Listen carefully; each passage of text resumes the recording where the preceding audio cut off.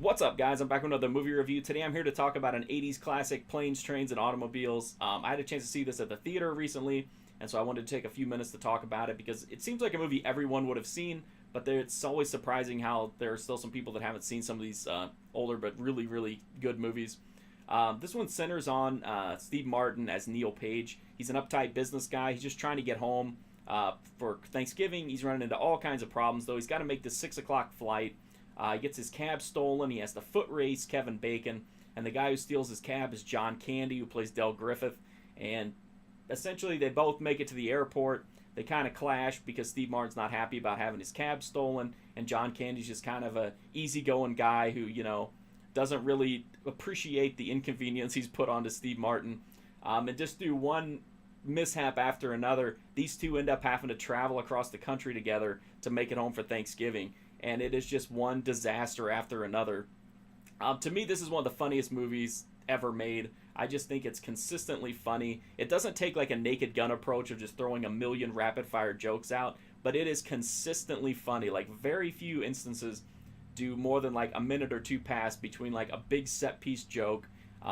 It's a road movie mixed with an odd couple dynamic, so there's a lot going on.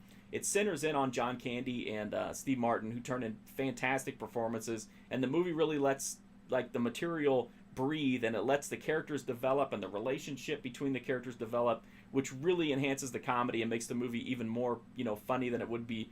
And it would be funny anyway because these two are such great comedic performers. Another thing I like about this movie is even though we have two clear lead characters, the movie is really, really smart. If you've seen a lot of road movies, you know that some of them just kind of throw in one colorful character after another on these journeys to kind of, keep things fresh instead of just focusing on the two characters. This movie keeps the focus on them, but it's extremely smart about when it uses supporting characters, and it brings them in at just the right moments for like huge laughs. I love the guy that picks him up to take him to the train. He's like, it's probably one of my favorite scenes in the whole movie. He's just ridiculous. Then you got Edie McClurg as the car rental lady is absolutely fantastic. That scene is, if the other one's not, the train station's not my favorite, the car rental place would definitely be my favorite scene. It's just one big set piece after another of really, really big laughs. I can't really think of any moments that don't really work. A lot of these older comedies come off as dated. I don't think that's the case with this one. It definitely has that 80s John Hughes feel to it, and with good reason, because it is an 80s John Hughes movie. But all the humor still holds up. Another thing that really makes this one stand out from a lot of the other movies of the time, and even now of comedies in general, is just that this movie has so much heart and genuine emotion in it.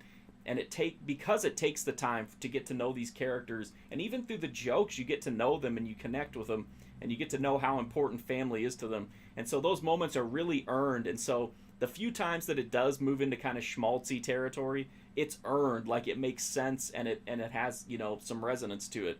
It's not just goofy stuff and then they expect you to connect emotionally at the end. Like, they set it up and then it's effective. This movie has some of the best dialogue of any movie ever made. Just almost every scene in this movie is quotable. And again, it's not just the dialogue. It also has a lot of physical humor and just like big set piece moments, like driving the burn up car. It has everything you could want out of a road comedy. And then you have at the center of it these two fantastic comedic performers that are working this odd couple dynamic. It's just a great movie. Super funny. One of the funniest movies ever made, in my opinion, and one that still holds up now. You can pick it up on Blu-ray or DVD. I have it on Blu-ray, but I don't remember what any of the extras are. Like I said, I watched it at the theater recently is what made me do this review. But I highly recommend it, even if you're not somebody who normally watches. And I know it's not like super old, but a lot of people don't even like to go back past, the last 10 years or so. But Planes, Trains, and Automobiles, fantastic movie, great performances, unbelievably entertaining. I did a full write-up of Planes, Trains, and Automobiles on my website, markfusion.com. I'm also on Instagram, Twitter, and Twitch if you want to follow me there. The best thing you can do to help me out is to drop a sub here. Every sub really helps me out to build content, to continue to be able to put stuff out here.